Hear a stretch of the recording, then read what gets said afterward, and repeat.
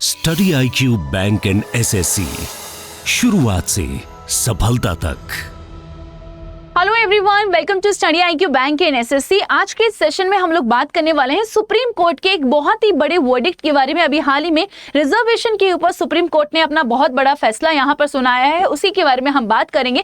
तो चलिए शुरुआत करेंगे सुप्रीम कोर्ट के वर्डिक्ट के बारे में, जो कि किससे रिलेटेड होने वाला है। ये सब क्लासिफिकेशन की बात करता है इन schedule caste and schedule tribes. तो शेड्यूल कास्ट और शेड्यूल ट्राइब्स के अंदर यहाँ पे बोला जा रहा है कि अब से जो है सब क्लासिफिकेशन करने की बात की गई है। ये सारा वर्डिक्ट हम लोग समझने की बात करेंगे।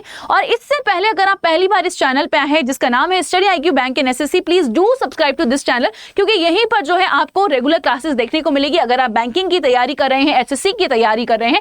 तो चलिए शुरुआत करेंगे सुप्रीम कोर्ट के वर्डिक्ट के बारे में। आज के सेशन में हम वर्डिक्ट तो समझेंगे ही कि क्या हुआ है, बट इसके साथ साथ हम ये भी समझने की कोशिश करेंगे कि जो बैंकिंग के एग्जाम्स हैं, या फिर मैं बोलूं कि आपके वेरी इंपॉर्टेंट SSC और CDS के जो एग्जाम्स होते हैं या डिफेंस के जो एग्जाम्स होते हैं, उनके अंदर यहाँ से जो क्वेश्चन पूछा जाएगा वो किस तरीके से जो है एग्जाम में क्वेश्चन पूछा जा सकता है, ये हम यहाँ पे कोशिश करेंगे कवर करने की। सुप्रीम कोर्ट का वर्डिक्ट होने वाला है, ये वर्डिक्ट है सब क्लासिफिकेशन की यहाँ पे बात की गई है। और ये जो सब क्लासिफिकेशन की बात की गई है, ये शेड्यूल कास्ट और शेड्यूल ट्राइब्स के लिए यहाँ पर बात की गई है। तो चलिए समझने की कोशिश करेंगे। यहाँ पे बोला जा रहा है एक बहुत ही बड़ा यहाँ पे लैंडमार्क जजमेंट दिया गया है सुप्रीम कोर्ट के द्वारा। और ये जो लैंडमार्क जजमेंट दिया गया है बाय सुप्रीम कोर्ट, ये किससे रिलेटेड है? ये सब क्लासिफिकेशन की बात करता है। और ये सब क्लासिफिकेशन की हम बात कर रहे हैं तो किसके अंदर? शेड्यूल कास्ट और शेड्यूल ट्राइब्स के अंदर जो सब क्लासिफिकेशन है यहाँ पे उसकी बात की जा रही है। अगर हम बात करें कि सब क्लासिफिकेशन का मतलब क्या है, देखो अगर हम बात करें, सपोज करो हम बात करते हैं OBC की, ठीक है, तो OBC के अंदर भी आपको यहाँ पे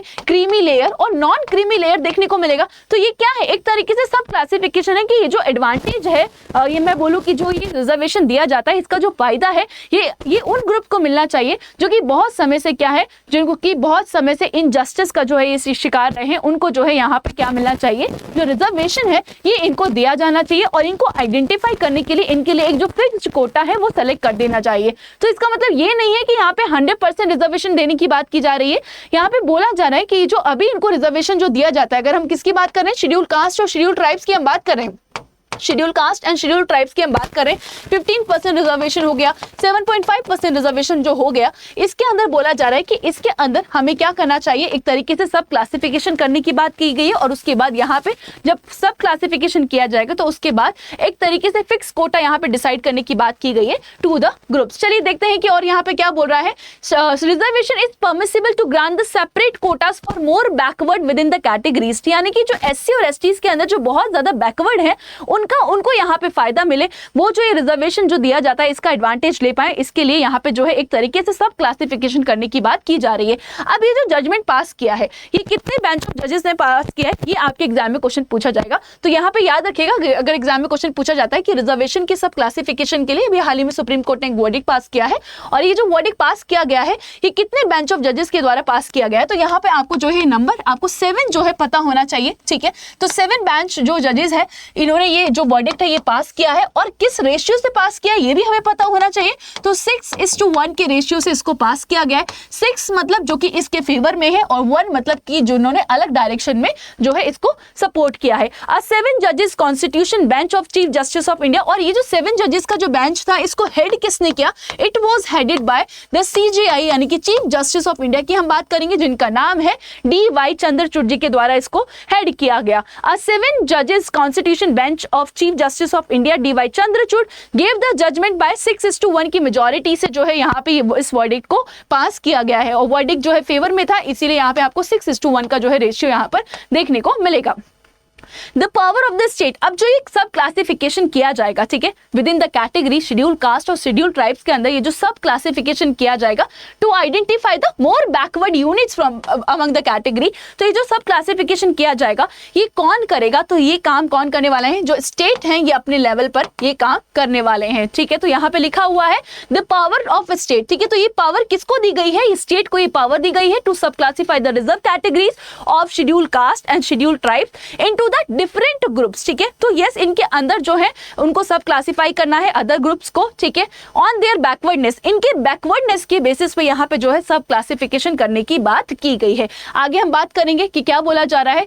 एपेक्स कोर्ट, जब भी हम एपेक्स कोर्ट की बात करते हैं तो हम किसकी बात करें, हम सुप्रीम कोर्ट की यहाँ पे बात करें। Apex court clarified that while allowing the sub classification, ठीक है, यहाँ पे जो सब क्लासिफिकेशन बनाने की बात की जा रही है तो यहाँ पे बोला जा रहा है, इसका मतलब ये नहीं है कि यहाँ पे जो है 100% रिजर्वेशन देने की बात की जा रही है सब क्लास को, ये नहीं है। इसका मतलब ये है कि जो विद इन द कैटेगरी है शेड्यूल कास्ट और शेड्यूल ट्राइब्स, इसके अंदर जो सबसे ज्यादा बैकवर्ड ग्रुप्स हैं उनको आइडेंटिफाई किया जाए और उनको जो है रिजर्वेशन का फायदा मिले, इसीलिए ये जो सब क्लासिफिकेशन है यहाँ पे करवाने की बात की जा रही है। It also said that the state has to justify the sub classification, यहाँ पे ये भी बताना होगा कि अगर किसी स्टेट ने, देखो अब यहाँ पे आप देखोगे कि रेगुलरली आपको इसके ऊपर भी करंट अफेयर देखने को मिलेगा कि स्टेट जो है अपने अपने लेवल पे जो है ये सब क्लासिफिकेशन करके दे देंगे, बट यहाँ पे बोला जा रहा है कि स्टेट को यहाँ पे जस्टिफाई भी करना पड़ेगा कि with in the group schedule caste और शेड्यूल ट्राइब्स के अंदर अगर वो किसी पर्टिकुलर ग्रुप को यहाँ पे बोल रहे हैं कि ये हमारी सब क्लासिफिकेशन के अंदर आएगा, तो इसके लिए जस्टिफिकेशन के लिए यहाँ पे जो है डेटा भी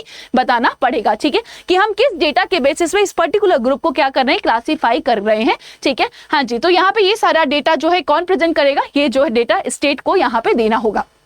उसके अलावा यहाँ पे बोला गया है द बेंच ऑल्सो कंप्राइजिंग, अब यहाँ पे बोला जा रहा है जैसे कि हमने बात की थी कि 7 जजेस का बेंच है, 6:1 के रेशियो से पास किया गया है, तो एग्जाम में क्वेश्चन यहाँ से पूछा जा सकता है।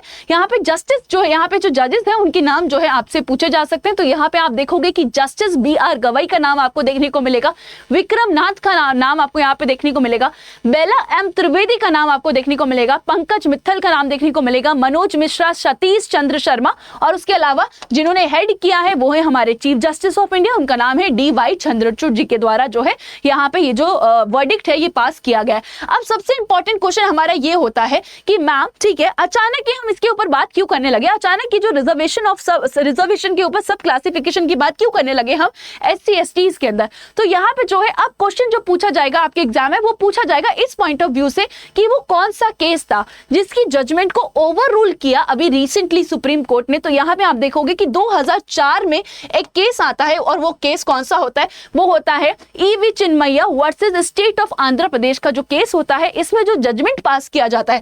अब हम बात करेंगे कि मैम उस समय क्या जजमेंट दिया गया था। तो सुप्रीम कोर्ट ने उस समय बोला था कि यहाँ पे जो शेड्यूल कास्ट और शेड्यूल ट्राइब्स के अंदर जो सब क्लासिफिकेशन है ये नहीं करना होगा क्योंकि ये होमोजेनियस ग्रुप है। उस समय 2004 में बोला था कि ये होमोजेनियस ग्रुप है, बट इस बार जो है आप देखोगे कि यहाँ पे इसको बोला गया है कि अब से जो है शेड्यूल कास्ट और शेड्यूल ट्राइब्स के अंदर आपको सब क्लासिफिकेशन देखने को मिलेगा और ये पावर या ये मैं बोलूं कि अथॉरिटी किसको दी गई है, ये स्टेट को दी गई है ताकि जो ज्यादा बैकवर्ड क्लासेस हैं उनको आइडेंटिफाई किया जाए और वो जो ये जो रिजर्वेशन दिया जाता है इसका जो फायदा है, जो एडवांटेज है वो उठा सके।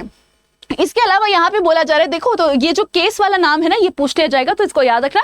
EV Chinnaiah versus state of Andhra Pradesh का जो जजमेंट था इसको ओवररूल किया गया क्योंकि पहले यहाँ पे बोला गया था कि जो सब क्लासिफिकेशन है ये नहीं किया जाएगा, ठीक है, एंड बट नाउ जो है इसको यहाँ पे अलाउ किया गया है। जस्टिस बेला त्रिवेदी, ठीक है, अब यहाँ पे जैसे कि मैंने आपको बात की थी, ठीक है, मैंने आपको बताया कि 6:1 के रेशियो से पास किया है। 6 जस्टिस जो कि क्या है इसके फेवर में है, एक जिन्होंने जो अपना डिसेंट है, ठीक है, वो यहाँ पे अलग दिया है, ठीक है। Justice Bela Trivedi dissented from the majority, ठीक है, तो वो एग्री नहीं करते हैं।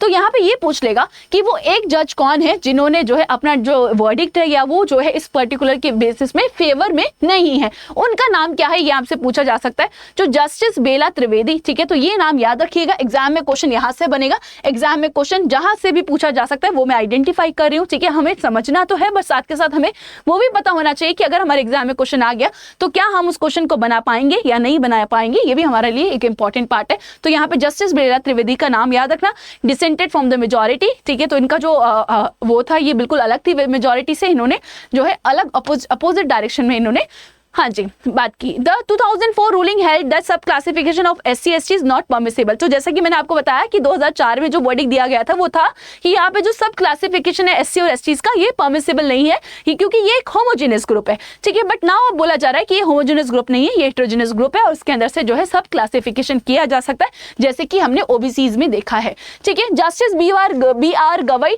Said that must state must evolve a policy to identify the creamy layer. ठीक है, तो यहाँ पे स्टेट ने, जैसे कि मैंने बात की थी आपको स्टार्टिंग में बताया था कि ओबीसी के अंदर हम देखते हैं कि क्रीमी लेयर है, नॉन क्रीमी लेयर है। तो यहाँ पे जो जस्टिस गवई हैं उन्होंने एक तरीके से अपना सजेशन दिया है कि जो शेड्यूल कास्ट के अंदर भी यहाँ पे क्रीमी लेयर और नॉन क्रीमी लेयर जो है इसको क्लासीफाई करना चाहिए, इसको आइडेंटिफाई करना चाहिए।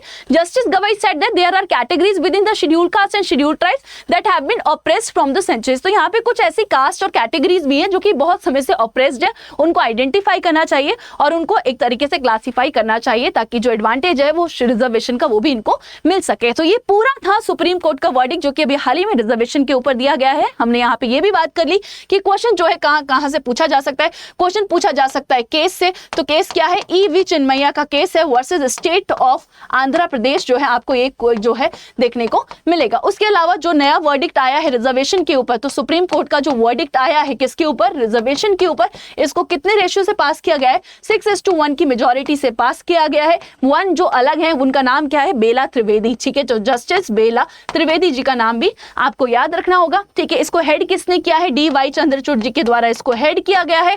पहले बोला गया था कि ये एक होमोजेनियस ग्रुप है, SC ST, इसमें क्लासिफिकेशन नहीं हो सकता, परमिसिबल नहीं है, बट अब यहाँ पे क्लासिफिकेशन की जो मंजूरी है ये दे दी गई है। और ये किसको दी गई है, ये दी गई है स्टेट्स को। ठीक है, तो इस तरीके के क्वेश्चन आपके एग्जाम में पूछे जा सकते हैं। आई होप कि आपको ये सेशन अच्छा लगा होगा और जो आपका पूरा डाउट है या कोई भी आपका पॉइंट रह गया होगा वो भी यहाँ पे कवर किया गया होगा।